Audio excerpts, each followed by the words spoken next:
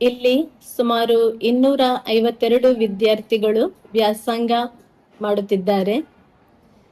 ಕಳೆದ 2.5 ತಿಂಗಳಿನಿಂದ ನಮ್ಮ ವಿದ್ಯಾರ್ಥಿಗಳು 107 ವಿದ್ಯಾರ್ಥಿಗಳು ಸುಮಾರು 180 ಇಂಗುಗುಂಡಿಗಳನ್ನು ತೋಡಿದ್ದಾರೆ.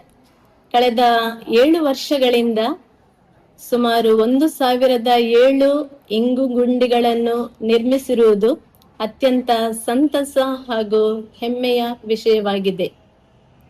ರಜಾ ದಿನಗಳಲ್ಲಿಯೂ ಮಳೆಯನ್ನು ಲೆಕ್ಕಿಸದೆ ಈ ವಿದ್ಯಾರ್ಥಿಗಳು ಇಷ್ಟೊಂದು ಇಂಗುಗುಂಡಿಗಳನ್ನು ತೋಡಿರುವುದು ನಮಗೆ ಅತೀವ ಸಂತಸ ಹಾಗೂ ಹೆಮ್ಮೆಯನ್ನು ತಂದುಕೊಟ್ಟಿದೆ.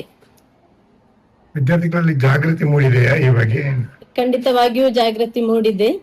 ಕಳೆದ 7 ವರ್ಷಗಳಿಂದ ನಮ್ಮ ವಿದ್ಯಾರ್ಥಿಗಳು ಈ ಒಂದು ಇಂಗುಗುಂಡಿಯನ್ನು ನಿರ್ಮಿಸುವ ಒಂದು ಒಳ್ಳೆಯ ಕಾರ್ಯದಲ್ಲಿ ತಮ್ಮನ್ನು ತಾವೇ ತೊಡಗಿಸಿಕೊಂಡಿದ್ದಾರೆ.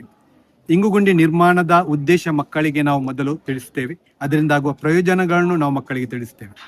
ಇದರ ಪ್ರಯೋಜನ ನನ್ನ ಸ್ವಂತ ಮನೆಯಲ್ಲಿ ನಾನು ಮಾಡಿ ಅದರ ಅನುಭವವನ್ನು ಪಡೆದುಕೊಂಡಿದ್ದೇನೆ. ನಮ್ಮ ಕೊಳವೆ ಬಾವಿಗೆ ನಮ್ಮ ಮನೆಯ ಮೇಲ್ಛಾವಣಿಯ ನೀರನ್ನು ನಾವು ಹಾಯಿಸುವುದರಿಂದ ಕೊಳವೆ ಬಾವಿಯಲ್ಲಿ ನೀರಿನ ಮಟ್ಟ ನಮಗೆ ಹೆಚ್ಚಾಗಿರುವುದು ಕಂಡು ಬಂದಿದೆ. ಮತ್ತು ಇದೇ ಪ್ರಯೋಜನ ನಮ್ಮ ಸಮಾಜದ ಉಳಿದ ಜನರಿಗೂ ಸಿಗಬೇಕು. ಅದು ನಮ್ಮ ವಿದ್ಯಾರ್ಥಿಗಳಿಂದ ಪ್ರಾರಂಭ ಆಗಬೇಕು. ಯಾಕಂತ ಹೇಳಿದರೆ ನಮ್ಮ ವಿದ್ಯಾರ್ಥಿಗಳು ಮುಂದಿನ ಜನಾಂಗ.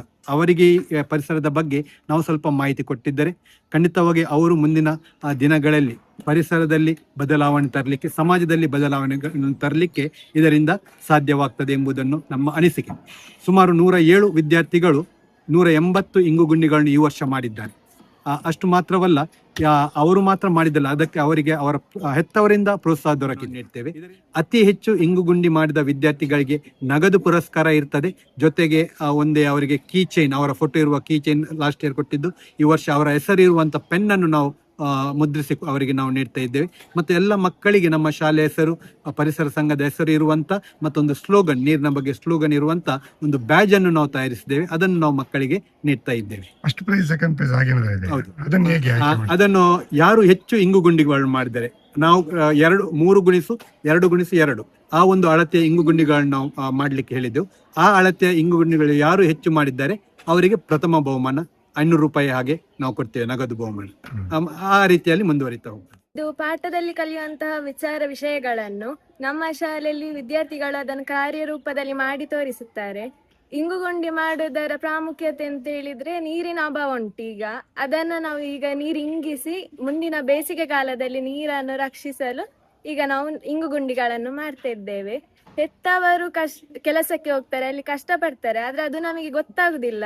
ಆದ್ರೆ ಇದೊಂದು ಸಣ್ಣ ಇಂಗುಗುಂಡಿ ತೆಗೆಯುವಾಗ ನಮಗೆ ಅವರು ಎಷ್ಟು ಕಷ್ಟಪಡ್ತಾರೆ ಅಂತ ಹೇಳಿ ಗೊತ್ತಾಗ್ತದೆ. ನೀರನ್ನು ಇಂಗುಗುಂಡಿ ಮಾಡುದ್ರಿಂದ ನಾ ಮನೆಯಲ್ಲಿ ಮಾಡ್ತಾ ಇದ್ದೆ ಇಂಗುಗುಂಡಿ. ಈಗ ನನ್ನ ಅಪ್ಪ ಅಮ್ಮನವರು ನೋಡಿ ಅವರು ಕೂಡ ನಮಗೆ ಸಹಕಾರ ನೀಡುತ್ತಾರೆ. ನಮ್ಮ ಶಾಲೆಯಲ್ಲಿ ಅಂಕಗಳನ್ನು ಪಡೆಯಲು ಮಾತ್ರ ಪ್ರೋತ್ಸಾಹಿಸುದಿಲ್ಲ, ಬದಲಿಗೆ ಇಂಥ ರಚನಾತ್ಮಕ ಚಟುವಟಿಕೆಗಳಿಂದ ಬೇರೆ ಇಂಥ ತುಂಬಾ ವಿಷಯಗಳಲ್ಲಿ ಭಾಗವಹಿಸ್ಲಿಕ್ಕೆ ಮಾಡ್ತಾರೆ. ಹಾಗೆ ನಮ್ಮ ಭವಿಷ್ಯವನ್ನು ಮುಂದೆ ಹೀಗೆಲ್ಲ ಮಾಡ್ಬೋದು ಅಂತ ಹೇಳಿ ಕಲಿಸ್ತಾರೆ ಇಲ್ಲಿ ಅಂತ ಹೇಳಿಕೆ ನಂಗೆ ತುಂಬಾ ಖುಷಿ ಆಗ್ತದೆ. 3 ವರ್ಷಗಳಿಂದ ಇಂಗುಗುಂಡಿಗಳನ್ನು ರೋಷನ್ ರವರ ಮಾರ್ಗದರ್ಶನದಲ್ಲಿ ಮನೆಯ ಸುತ್ತಮುತ್ತಲು ಮಾಡಿದ್ದೇನೆ. ಅದರಿಂದ ನಮ್ಮ ತೋಟದ ಬಾವಿಯಲ್ಲಿ ನೀರಿನ ಪ್ರಮಾಣ ಹೆಚ್ಚಾಗಿದೆ ಮತ್ತು ನಮಗೆ ನನ್ನ ತಂದೆ ತಾಯಿಗಳು ಸಹಕಾರ ನೀಡಿದ್ದಾರೆ. ಮತ್ತು ನಮ್ಮ ಶಾಲೆಯಲ್ಲಿ ಸಹೋದರ ಸಹೋದರಿಯರು ಸಹ ಅದನ್ನು ಮಾಡಿ ಪ್ರಯತ್ನಿಸಿದ್ದಾರೆ. ಮತ್ತೆ ನಾನು ಅದರ ಬಗ್ಗೆ ನಮ್ಮ ಮನೆ ಹಚ್ಚವರಿಗೆ, ನೆರೆಹೊರೆಯವರಿಗೆ ಎಲ್ಲರಿಗೆ ತಿಳಿಸಿದ್ದೇನೆ. ಅವರು ಸಹ ಇಂಗುಗುಂಡಿಗಳನ್ನು ನಿರ್ಮಿಸಿದ್ದಾರೆ.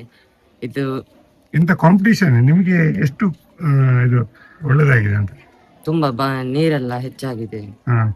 ಎಷ್ಟು ಇಂಗುಗುಂಡಿ ಮಾಡಿದ್ದೀರಿ? 68 ಕಳೆದ 3 ವರ್ಷದಲ್ಲಿ 3 ವರ್ಷದಲ್ಲಿ